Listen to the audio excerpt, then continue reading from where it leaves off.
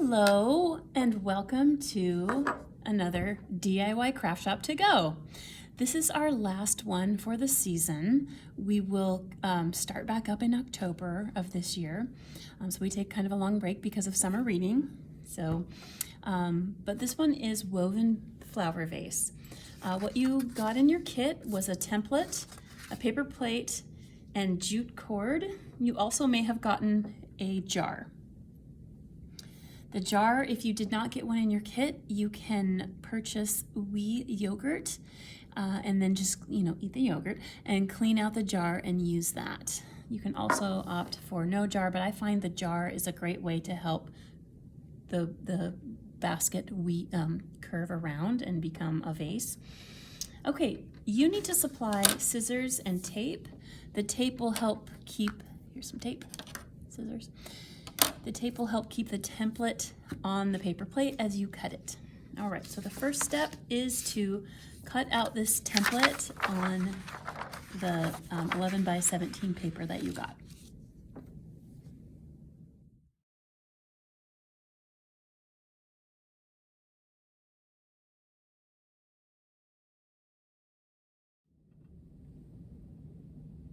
Okay, so once you have the template cut out, you're going to place it on the plate, on the paper plate, and you're gonna just eyeball the center.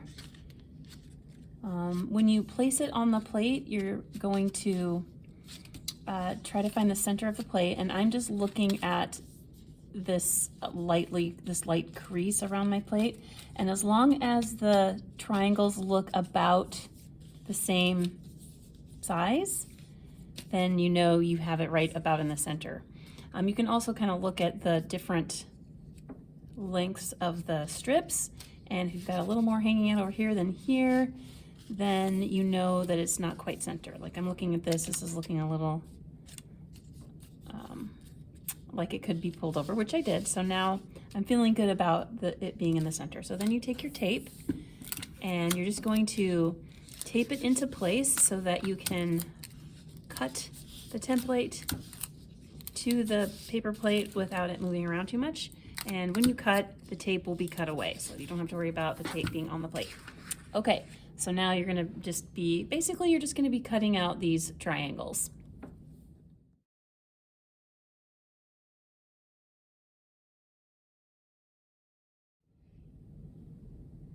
All right, once you have all of the triangles cut away, you can remove the template from the paper plate. It should come away pretty easy because you won't have much tape left.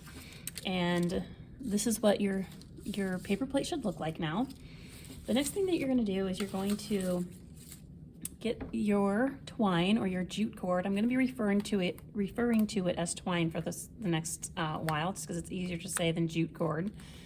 So you're just going to remove the rubber band and start with one end. I would start with the end on the outside of it, because otherwise if you start with the one on the inside, your twine might get tangled. Okay, so you're going to just kind of set it aside away from you. You're going to put it on the center of the paper plate, and then you're going to take your jar and place your jar on top of the twine. This will keep your twine in place, and this jar also acts as a nice way to turn your work. So you hold onto it, you press down, and you just turn as you're going to weave. And the weaving process is under, over, under, over, under, over until you've worked your way around the whole jar. And what's great is that there's an odd number of these strips. So when you start under, over, under, over, under, over, and you come around, when you where you started was an under, but now it will be an over, and it will be over, under, over, under, over, under, and continuing. And then the same thing is true when you get back to it after on the third round, it'll go back to an under. So hopefully that makes sense. I will show you now what I mean by that. So you have your twine, you're gonna lift up the strip and pull the twine under, then it's over on this one, then you're gonna go under to the next one, it's over on this one, it's going to go under to the next one, it's over, And you're gonna go under, pull it a little so that it's where you can see that it's over, it's straight. This one's over, the next one's going to be under. Again, you're gonna pull it just gently. You don't wanna pull too hard.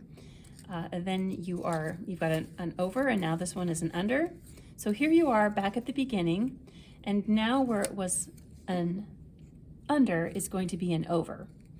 So now this one was an over, so you're going to pull the twine under. You're gonna just keep tugging on the working twine so that your weave is tight. Otherwise, if it gets loose, you'll want to backtrack and repeat the steps. Okay, so it's just a continuation. I have the jar here. I would be holding it and turning it, but I'm afraid you won't be able to see what I'm doing if I do that. But as you work, you can hold on to the jar and turn your plate. Okay, so we have an under here, and now it's gonna be over on this one. I'm gonna lift to the next one. That's gonna be an under, over. This is under, that's over. This is under. What I find is it's really helpful to just keep saying over, under, because that keeps you on track, and it reminds your brain where you are, and you're going to just keep continuing in this style, this weaving pattern as you go around the plate. You're going to continue to cinch up the twine as you go around so you don't have gaps. You're gonna have a few gaps, but that's normal. If you see there, I can kind of just push it down as I go. This is over, so the next one's gonna be under. The neat thing about this is if you do make a mistake, you can easily backtrack. There's you're not gluing. It's nothing's permanent on this yet, and so it's easy to backtrack. So just hopefully you can see how this is weaving in and out. This is under, this is over, under, over, under, over, under, over, under, over. Okay, so I'm going to just keep continuing to do that. You're gonna go around the base 10 times. And then once we get to 10, we'll see if we're ready, if the strips will naturally curve up, or if we need to tug on them a little more to get them to curve around the jar.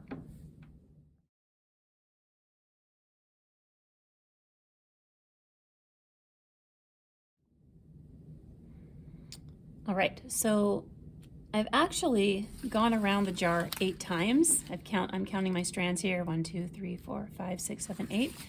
And I can see as I'm just slightly pulling on the cord. You can see that.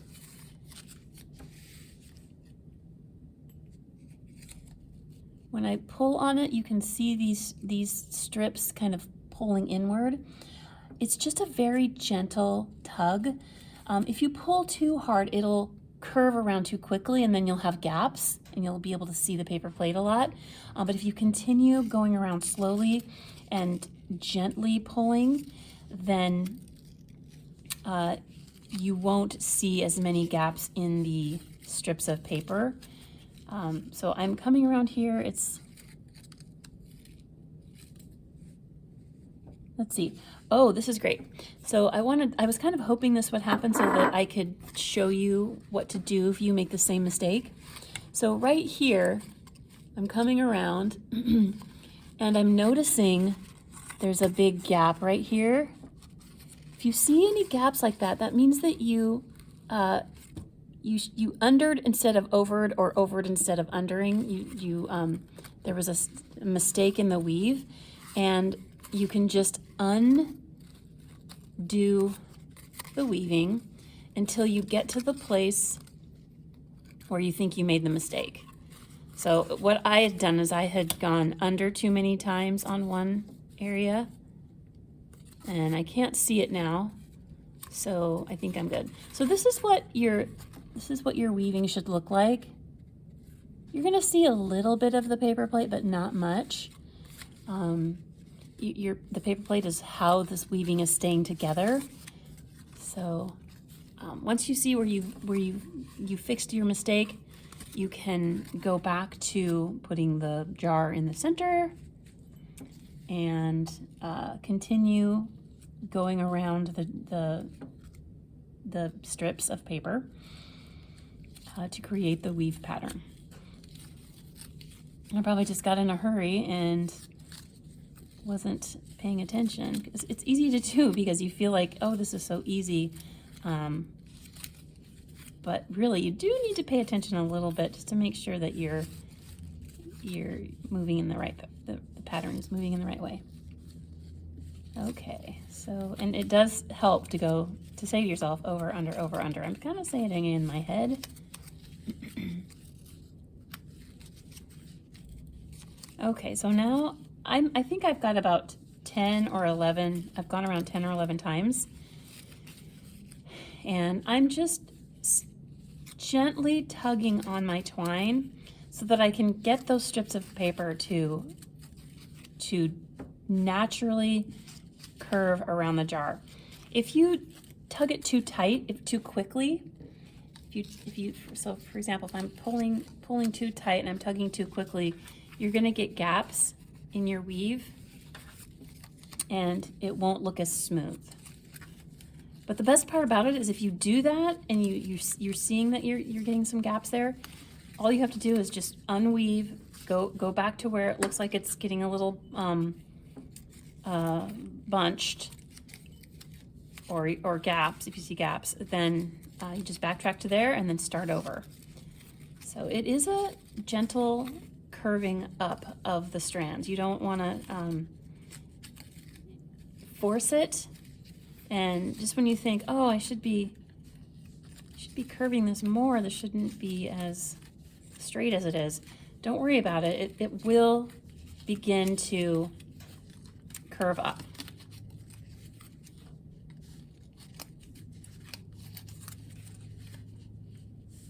It's really hard to see, I'm sure, as I'm just holding my hand over the jar and you're not able to see, but I think what I'll do is hold it up like this so you can see what I mean.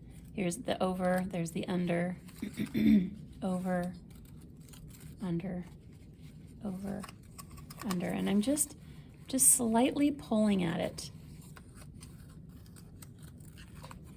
to get it to curve. I do like having the jar in the center because I feel like it really helps.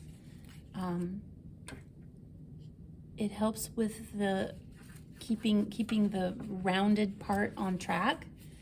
If the jar wasn't there, you might have a harder time.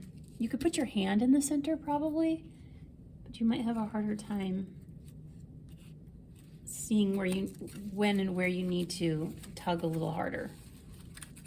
I'm gonna demonstrate without the jar just for a little bit. I still don't think you can see what I'm doing, so I'm going to change the angle of the camera a little bit.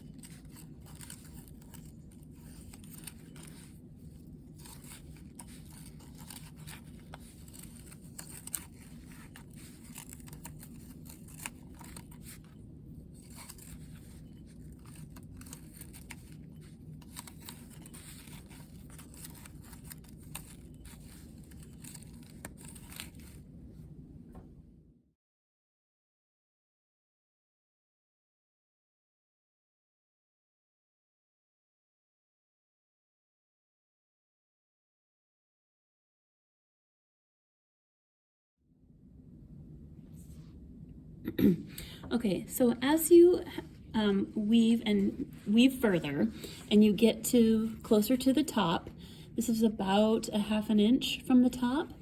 You want to look inside your vase and end up where you started.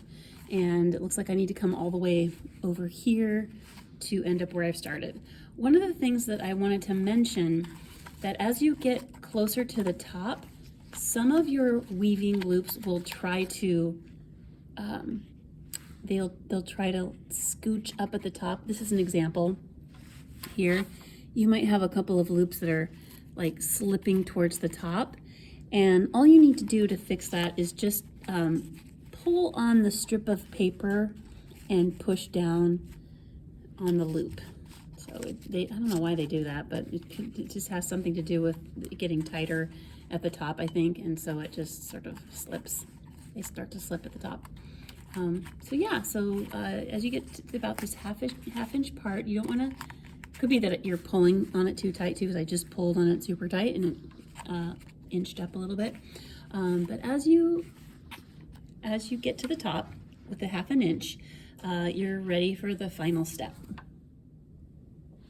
We are at the final stage of our woven vase, and you're going to remove the glass jar from what you've been working on. And you're going to weave 2 more times around, and this is where we're going to secure the weaving. If you were to cut it and leave it, it probably would be fine, but this just finishes it off. So if you're starting at a place where it's in front, your weaving strand is coming in front, you're going to take it to the back, move it to the back, and then fold that one over that you just wove behind, and that folds down, and it just keeps it in place. So the next one is going in front, so you want to move to the next one, which goes in back, and you're going to fold that down like that. Okay. Then this next one comes in front, so the next one to that goes behind. So you've got your strand behind it, and now you're going to fold it down over that strand. This one comes in front, this one goes behind.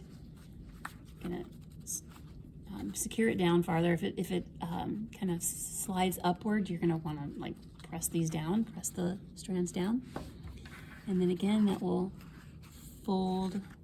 You've just woven behind, so you're going to fold that strip down like that. This one comes in front, this one goes behind. Pull a little tight, make sure the loops are down. Okay, that one is behind, so that one gets folded down over that strand. This one comes in front.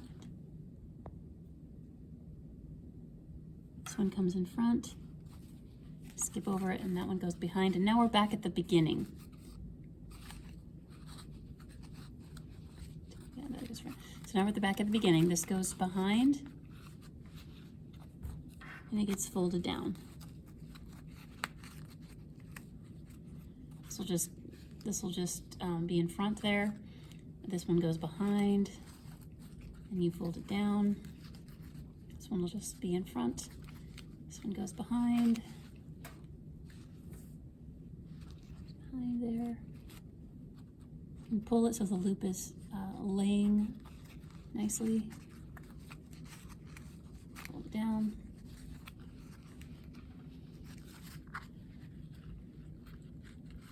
It's behind. Pull that down. Oops.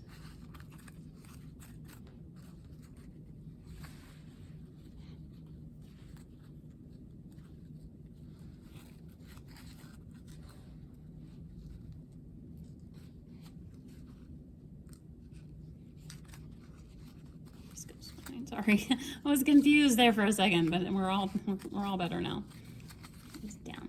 Okay, and now you're at the beginning again.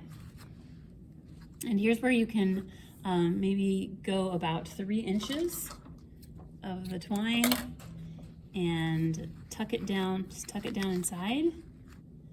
You're gonna put the jar back inside the vase. Hopefully you didn't make it too tight, which is why you want to make sure that you have enough cord in case you do need to go backwards. Okay, and there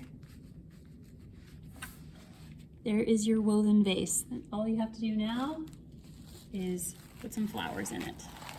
These are fake, but you could put real flowers in because of the glass jar. Okay, and that's your completed woven vase. Thank you for joining us.